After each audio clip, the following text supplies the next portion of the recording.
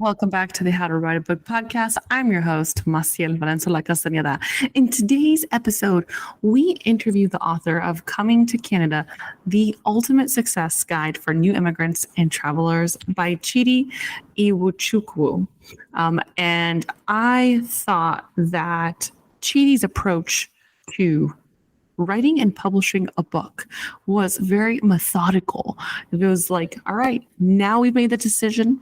We're going to go A, B, C. We're going to dive into that. And so I think it could be really helpful for authors who want to take the overwhelm and the emotion of like, is it going to be good? Is it going to be, over here? Well, but this, taking that so you can finish the project and be proud of the project. And he has some really great advice on editing, but also cover design and what his own mentor taught him. So I'm really excited because I thought it was a great way to look down at how you can make the process straightforward. So let's dive into the interview with Chidi. It's very informational. I'm excited to get in. All right, here we go. Welcome to the How to Write a Book podcast, the show that helps you plan, write, and publish your book, even if you're a beginner or just feel like one. Now, for your host, she's written over a dozen books and helps others bring their books to life. Here she is, Maciel. All right, welcome back to the How to Write a Book podcast. I'm your host, Maciel. Chidi, thank you so much for joining me today. How are you? Thank you for having me. I'm great. Thanks. Good. Now, you are the author of Coming to Canada, The Ultimate Success Guide for New Immigrants and Travelers. Now, I think your book looks really cool. I love the cover. Before we dive into why you wrote this book, how you wrote this book, please introduce yourself to the audience. Thanks. My name is Chidi Iwuchukwu. I'm the best-selling author of Coming to Canada, The Ultimate Success Guide for New Immigrants and Travelers. I live in Edmonton, Canada, with my wife and 3 boys, and I'm on my second book right now, so hopefully it will come out soon. Oh, awesome. Okay, well, I can't wait to talk about that too. That's great. Absolutely. So let's start at the beginning. All right, so, what made you want to write this book? So we came to Canada in just about 8 years ago. We've been widely traveled all over the world for vacation, for study, for business. But when we decided to move to Canada, we thought it was going to be easy. Hey, I mean, what is difficult about moving from one country to another? But it was a huge challenge navigating the settlement maze. There were things we didn't know. There are things that caused us headache. There are things that gave me a couple of gray hairs. So we had to figure out our ways through all of that forest, finding information, finding job, settling in, managing relationships, and all of that. So I felt after a while, I used the information that I have to support other people who were coming into Canada after we did. And they found it very valuable. And then somebody said to me, hey, you know this a little bit more. Why don't you put all that you've gone through, all that you've known, and all that you figured out into a book so other people can have it easier? So that's why we wrote the book. So it draws from my own personal experience as a newcomer to Canada, the work I have done in the community, supporting newcomers, and also supporting the ecosystem that support newcomers. So I put all of that together, and that's the book that you have. Oh, wow, that's brilliant. I think that is an excellent resource. I know that there's definitely people in my life who could have benefited from a book like this. I live in the United States, but if my family had a book like this, things would have been so much easier for them. So this is awesome. So your friend said you should write a book. And you had all this information. Now, what was your first thought? Were you like, yeah, I'm going to write a book? Or were you like, oh, I'm not sure? No, I said I'm not a writer.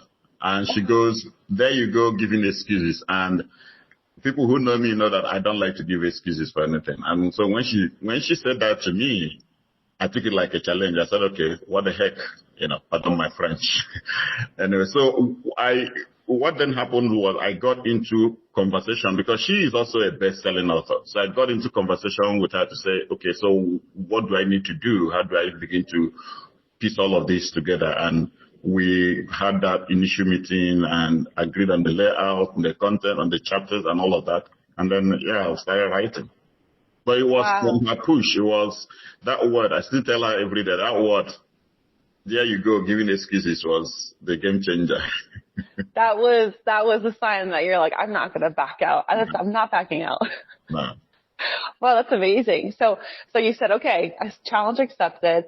How long did it take you from your idea, all the way until you were published? So we spoke about June of 2021, I think, and then we spoke about June 2020, and then the book was launched November 2021. The thing is, in between, there were some distractions, though. It wasn't like I was writing as consistently as we have planned.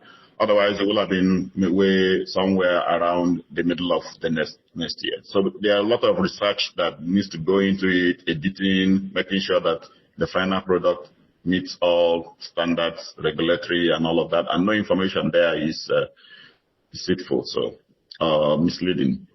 Oh, wow. Yeah. So, and she was already a best-selling author, so she was guiding you through all of this. Yeah, she provided the information, guided me through it, helped me a lot with when I ran into roadblocks and all of that. And it's amazing that people can be this generous. I have also, playing it forward, I've also helped somebody publish and became a best-selling author. So right now, part of what she and I are trying to do in our community is to demystify writing. Because sometimes when people pick these books and read, they think that that you need to be extraordinarily intelligent and all of that to write. And that discourages a lot of people from telling their stories. What I have found out through the process of my writing is that there is something every one of us know very well. There must be something that each one of us know very well. And with the proper guidance, with the proper mentorship, you'll be able to put it in writing, and then it becomes available to everybody. Okay? When she asked me push me to do this, and I took on the challenge, I didn't know it was going to help so many people the way it has. Now, one other point to note here is, if I hadn't taken that challenge, all that information in the book would probably be in my head, and the day I'm called home, it will be gone. But now it's available to everybody across the world. So that's why we want to demystify writing, to make it easier for people to take up challenges like that and to write. Wow. That is beautiful. I love that. You're so right. The day that we're called home, then the stories, the information, all that goes with us. So you've left a legacy, and you've left an instruction guide for people who are going to need help. That's amazing.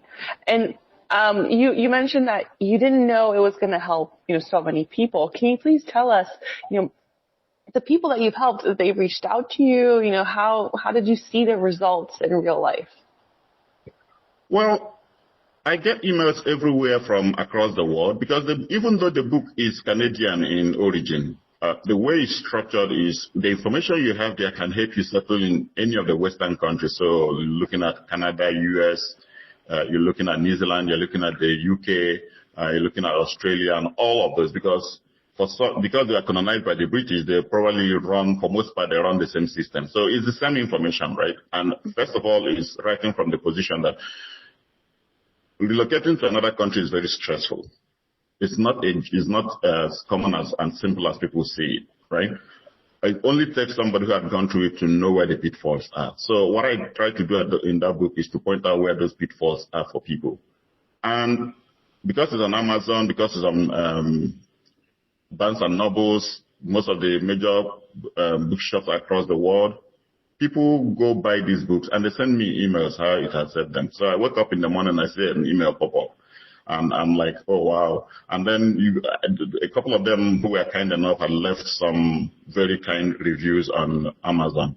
And the other part of it is, because I've written this book, I am now being called upon to speak to people, newcomers group, agencies that support newcomers, and all of that. And in my community, they've made me newcomer advisor. So something along those lines, that I never planned. So it's certain people from the reviews and from the emails and from the comments that I get every day when I meet people.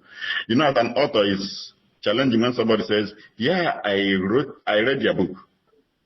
You're going to hold your breath because you don't know what is coming next. You don't know whether it's going to be a commendation. You don't know whether it's going to be a bloody criticism and says, don't ever try to put two sentences together again. But so far it's been great. That's great. I love that. Yeah, you're right. Like, I read your book and you're like, oh, okay. That's amazing. So now you're being called to speak, like you said. You didn't anticipate that. That's amazing. Was there any other results that you didn't anticipate that were going to happen that has occurred since you published?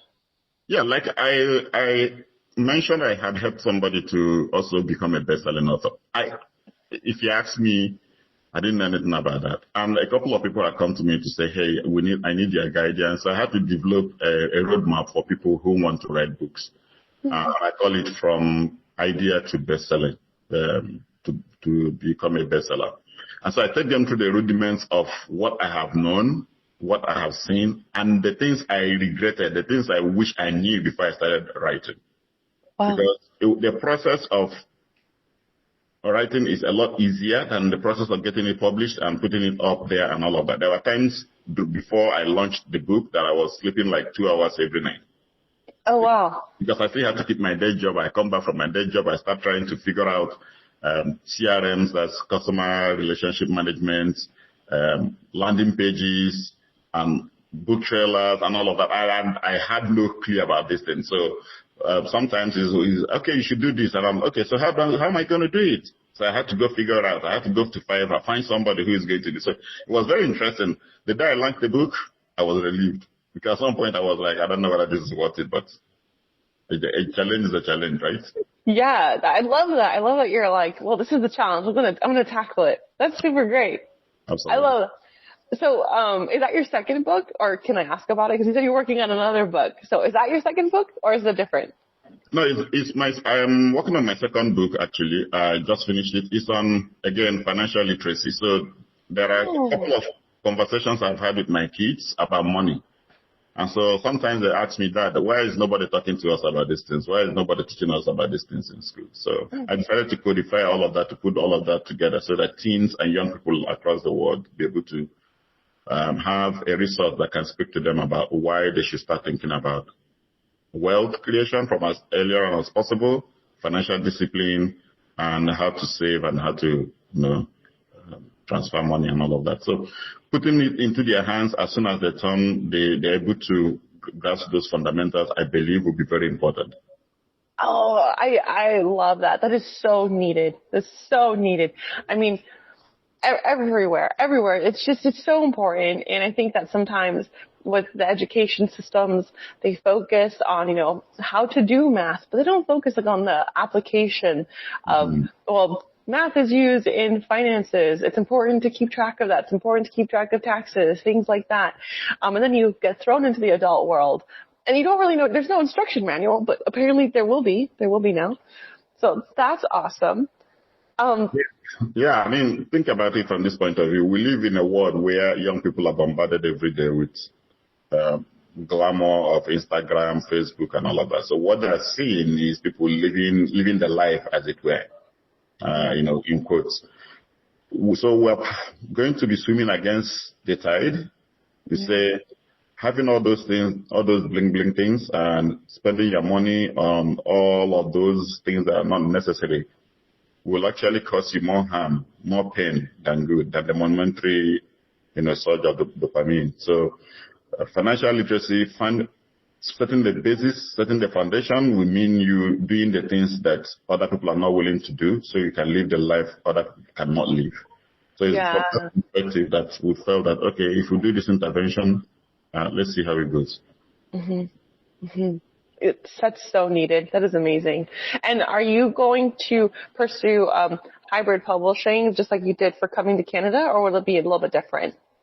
No, it's going to be different because some of the lessons I've learned, obviously, I'm going to incorporate them now. The first part, though, is that I'm going to get, again, professional people to look through the work for editing and all of that. But there were a couple of challenges or things that I made, errors that I made. I'll call them rookie errors. Hopefully, I'll correct them this time. And I'll tell you, one of them is my book was published in the United States. Now, this is a book about Canada. It was published in the United States.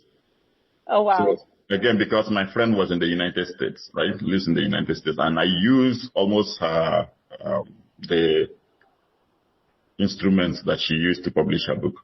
Right. Now, the challenge with that is that by the time they did the press release about my book, it was all over the U.S. If you Google my name and the book, you will see press releases from Kentucky Times, Arkansas News, and all of that. But not one of them was, did I get any traction in terms of the press from Canada. So I had to struggle through that.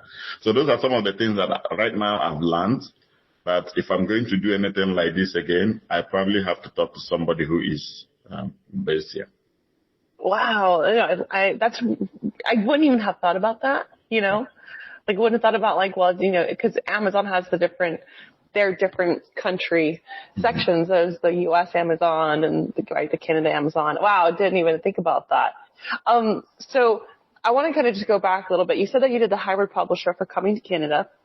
And you're going to do it a little bit different now. Are you still going to be doing hybrid publishing, or are you going to do an entirely different, like an entirely self-publishing now that you know so much about it? I am likely going to explore the traditional publishing. Oh. It's easier. It makes life a lot easier for you. If nobody knew me with the Facebook I published when I was publishing the Facebook, I'm hoping that with the little traction I've gotten right now with this one, some traditional person will say, okay, we're going to help you work with you on this. The reason is that they have the reach. I don't have the reach. I have to create my database, and these are some of the things that we're not that I still struggle with trying to put all of that in place. But I believe that they have the reach in terms of marketing, and that for me is what is important, because the more people have their hands on the book, the more it's able to help them, right? So those are some of the considerations that I'm looking at. And I'm trying to take my time to make sure that I have all of that sorted out before I get into a contract with somebody. A couple of publishers who have looked at my books have reached out to me. And we have been on discussion, but I didn't want to put pen to paper until I'm ready to go the whole hog. Wow. Oh, okay. That's awesome. And I also wanted to ask you, well, actually, now I kind of got distracted with like the traditional publishing. But what were more of those pain points? Because, I find the opposite typically. So this is really fascinating, because most people, they'll say, I want to do traditional publishing. Then they go into traditional publishing, and then they're like, oh, it's too hard. That's a big gateway. I have to do my own marketing, things like that. But you kind of are finding that having to do it yourself, that's a lot of work. You don't have the same reach as other people. So you're going to go towards the traditional publishing route. It's so different actually than most people. So I admire that. But I'm guessing that you're like, oh, I see it as a challenge. Is that correct? I'll tell you this, for example, if you go with traditional publishing, the thing is you probably lose a little bit of control over the book. So they probably, if you find a publisher that's willing to work with you, if the manuscript is good, probably give you some royalty. Now it depends on how you negotiate it, right? But in exchange for that, they're going to put your books in places that you will never imagine. They have the channels to distribute the book. They have the contacts. They know how the bookstores all over the world, both those that are online and those that are physical, brick and mortar. They have contacts in the press. They know how to publicize it, how to market it, and all of that. And that is what you want. Listen, for anybody who wants to write a book, I'll tell them this. The book you are writing may not make you money. The book you are writing just think about it that you are establishing credibility and authority on that field, on that topic. So it becomes your calling card, just like a business card to open additional doors. So if you are looking to make money from writing your book in itself, you need to be an Obama that will have a pre-order of 4 million copies already for it to make any sort of sense. But again, because we have stories to tell, because every human being you see is almost a complete library, we need to put these things in book. And by the way, the book is the most lasting legacy man has ever created. Civilizations come and go, powerful men come and go, but in the word of the book, you will see the speaker talking to you, the writer talking to you as fresh as the day it was written. So the biggest invention, in my opinion, the biggest invention that man has made is the book. I can go to the library today and get a book written by Socrates or Aristotle. These are people who have long gone, but their thoughts still direct things today. Their thoughts still instruct people long after they are gone. So writing is important, but don't go into it and thinking that you're going to make it. You need to be Jack Renfield to have written the Chicken Soup of the Soul, so many copies of it and all of that. And those are some of the things I didn't know from beginning. I thought I was going to be making a bunch of money. I have broken even with my book. I had speaking, writing opportunities that literally paid for the book, right? So, but the thing is, if you go in with the right mindset, you'll not be faced with so many frustrations on the way. Okay. So writing the book, I'm helping people to find that resiliency piece, to find that I can do this. This guy gives me a checklist, more or less, step-by-step way of going through this very challenging process. Helps me to lay a claim to helping people transform their trials into triumphs. And so from there, I'm trying to build up other things. That is so true. That is so true. I love that you've said that. Because I have met people that they want book coaching or something from me. And one of the first things they say is like, okay, well, let's publish it. And then, we'll split all of the royalties 50-50 or something like that. And I'm like, it doesn't quite happen that way, and I think it's exactly as you said, if you are Obama, you can expect quite a book launch. But for everyone else out there, you're so right. It's building credibility. It's showing that this world or this subject, and that opens the doors. And congratulations on even just breaking even, I feel like, because I think that's an accomplishment in itself. Because sometimes people they'll publish a book, but they'll under-deliver, right? And just from your reviews and your cover, I can tell you haven't under-delivered, right?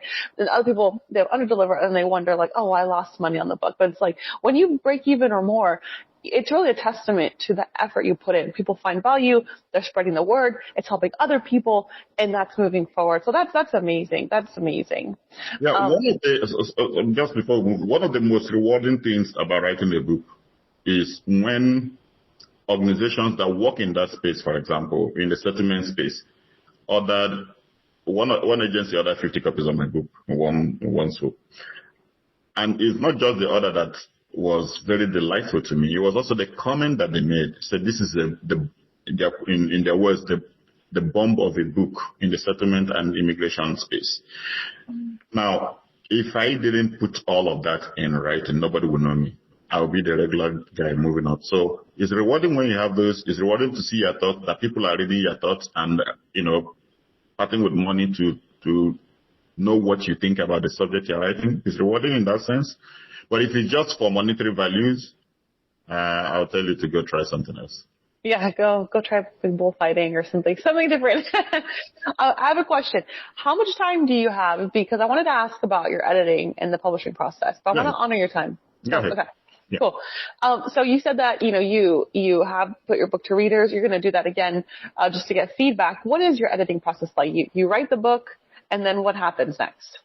So you write the book, you edit it as well as you can.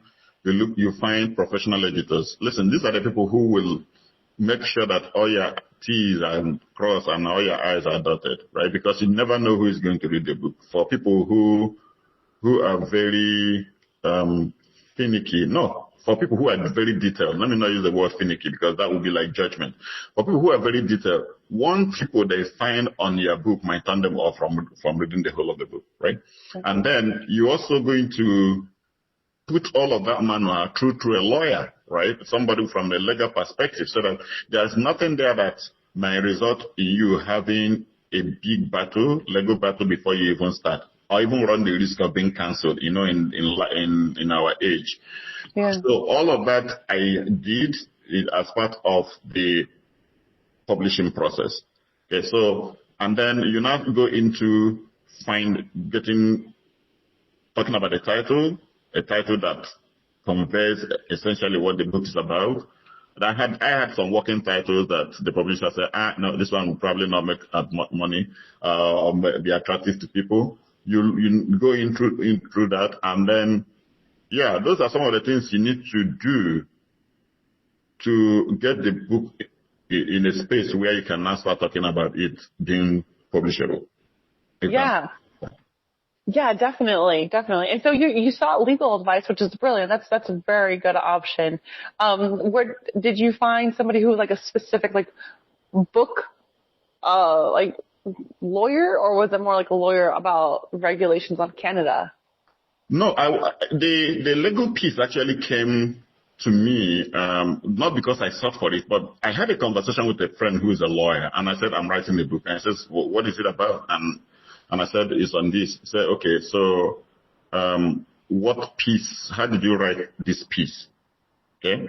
And I described how I wrote it. He said, no, you don't say things like that.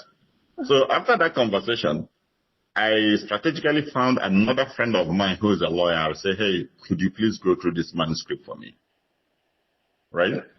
And he was very gracious about it, very detailed about it and all of that. So he was also, he's also in the academics, right? So in terms of the grammar, in terms of the legal angle, in terms of the overall idea, central theme, he gave me very great feedback. I can't thank him enough. The success of that book, to a large extent, depended on the amount of work he put into it. So that was something that occurred to me, because there are certain things you want to say in your own words. There are certain things you put in your own writing. The broader implications of those in the society where we live might become painful for you. So it's always good to look through those processes. And if I am hoping that I can still tap from the goodwill that I have in the community, the people who are so gracious to give their support. But if I don't, I wouldn't even mind having a professional, somebody who's a lawyer, go through it in that manner. Because at the end of the day, you don't want to build that whole thing, that whole project, and one sentence you put in there becomes the talking point, becomes the problem for you. Mm-hmm. Yeah, that's such a great idea. That's awesome that you kind of ran into that, and then from there you're like, okay, let me go actually explore this side. And so you kind of get that reviewed. You do some editing, which is that's fantastic. So I'm curious, when you get your edits back, did you feel like, oh my gosh, there's so much to edit here, I feel overwhelmed, or did you see it more like that challenge that you kind of have that attitude of the challenge, I'm going to approach it? I'm curious, what was your mental state when you received edits? You need to hold yourself. If you're not emotionally strong when you see edit, you'll just be like, what the heck? This person who's editing this has not even written a pamphlet or whatever. But I mean, the important thing is for you to know that everybody who is working on your manuscript wants the best version of it. Mm-hmm. Yeah. And at this point, it's not about your ability to write, good grammar or composition. Actually, my friend told me when I was writing, said, don't just keep writing. Let the ideas flow through you, right? Just keep writing. It's not your business to edit. So that gave me the freedom to pour out everything in the book and then to go through it as much as I can, find a couple of people to look at it before I send it into the publishers. So the amount of editing at that level now became a little bit smaller. If I had sent in the initial draft with all the way I hold it from my hand to the laptop and all of that, it would have been a different ballgame. But by the time I got to the publishing part, giving it to the publishers, it's been cleaned up a little bit, but they still had to go through those details. Yeah. And that's awesome. I think that's such a great way to put that. Going back to what you said, like they just want the best for your manuscript. They want the best version of that. Yeah, that's amazing. So, also, did you have a hand in your cover design? Because your cover design is very cool. I love how that looks. Oh, I tell you, when I saw it the first time, I was like, oh, wow. It was amazing. That's also what happens when you work with professionals. So they gave me 4 options, right? And then within my network, I just did an informal pool. I say, which of these books will be visually appealing to you if you were to see it in the bookshop? And majority chose that one. And I'm like, okay, let's go with it, because at the end of the day, it's about the people that you serve. It's about the people that you go. But the concept is not mine, so I'm not that kind of creative genius. This is what happens when you work with professionals, when you work with people who know their onions. They give you the best.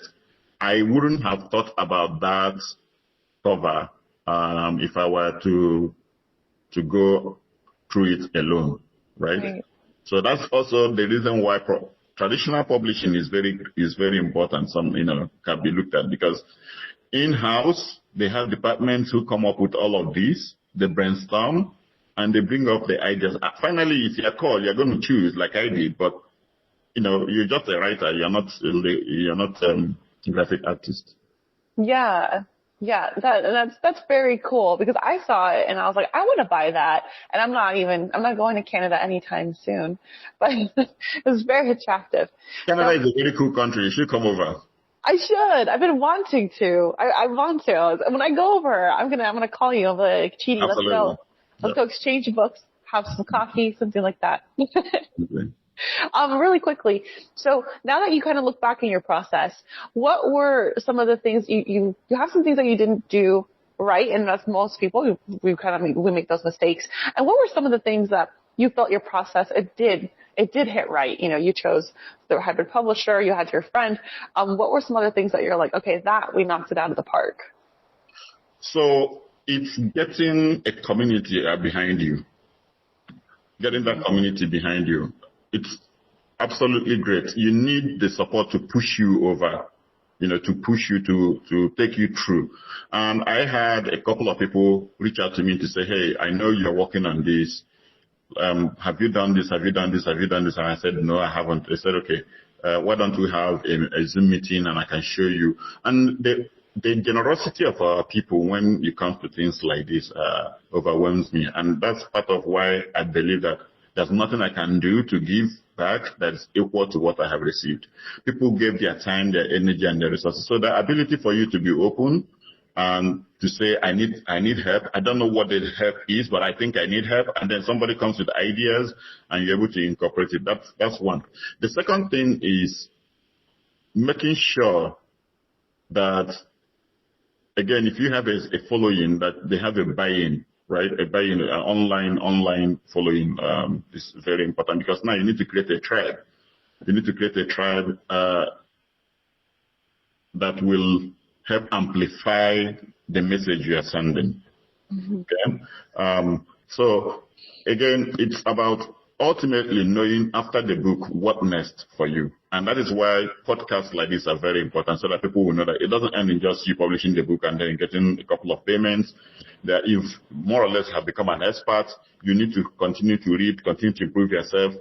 I go on podcasts and people ask me questions about the settlement process. That right now, if I'm going to rewrite the book again, like I'm going to do another edition, it will be a lot more enriching from the conversations I've had. I didn't know about those things before I started, but now it's part of it, because I keep developing myself and I keep learning every day. So that piece of starting on time, making sure that you you give yourself enough time, given all that is going on around you, to meet your deadlines that are not too tight is also very important. Yeah, that's really great advice. Now, thank you, Chidi. That's awesome. Now, I think we are about at our time for now, but before we go, was there anything that we haven't covered that you would love to share for the audience before we tell them where they can find you? Don't be afraid of the act of writing. Don't be afraid. There are ways that it can be done, and you still have your life. You don't lose everything. You don't abandon everything. But I have to stress that there is something everybody knows that you can teach. Mm-hmm. There's something that you know very well. So if we wake you up by 3 a.m. and say, hey, talk to us about this. Like your child, talk to me about this. You can go on and on and on and on and on. Right there, that particular topic is something that the world needs. Yeah. It's something that the world needs. So don't be afraid of the process of writing. Go ahead and write, because at the end of the day, we are enriched by the ideas that people have, and we put them into the space. You don't know whose life will be turned around by reading you. So I will encourage people to write, and even more importantly, I will encourage people to read. If you don't read, the information in the book is not going to, it cannot go through any process to come into your head. This is not where osmosis or diffusion works. You need to read, right? You need to read. And people have spent their time to put all of this. So if you don't know, and you can just start. I am making a commitment to reading at least one book a week in my field. And that means if I read one book a week in my field, I will have read 52 books in a year. If I read 52 books in a year, in 5 years, I will become an expert in whatever field it is. Let's say you want to be an expert in aviation, for example. It starts with you reading one book around a theme of aviation once a week, and then you have 52 of them. And let's say you jump off, you didn't read 52, you read 40. You are way better than the person who read one book in the whole year. And then as you move forward in that consistency on that part, you become an expert, and then you're able to teach people, and then you're able to improve the world, and then you're able to impact the world, because every problem that we have today is already in a book somewhere. On the last, to think about the COVID, think about all the measures that we are taking, the lockdown, the vaccine, everything that was done to manage COVID at the time. You saw that people who were experts in public health already knew what to do at the time. But you and I, who didn't know anything about immunology and who didn't know anything about public health, we are all wandering all over the place. But you see people moving short, in a sure manner to say, this is what we're going to do, this is what we're going to do. That comes from the power of knowledge. And that knowledge is what you have in every single book that you pick. So please read. Wow.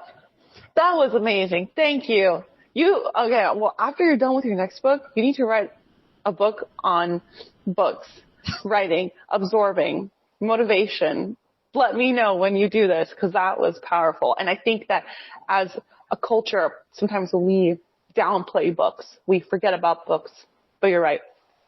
Books hold knowledge, centuries of knowledge.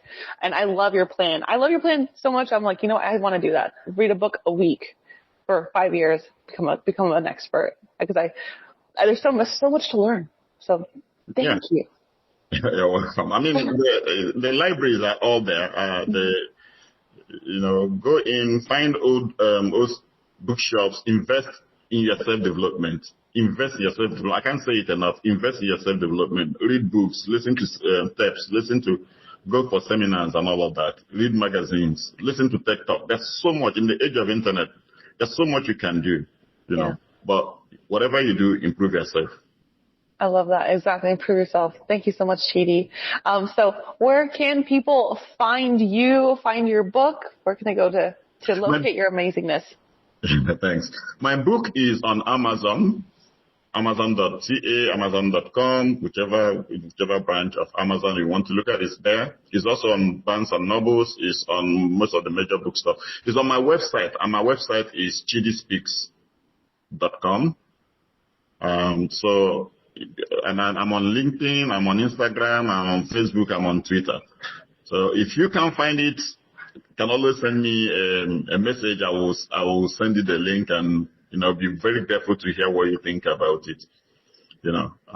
Again, if you have opportunities for me to speak to your audiences, I'm also available, and the booking line is on my website as well. Amazing. So ChidiSpeaks.com. That's ChidiSpeaks.com.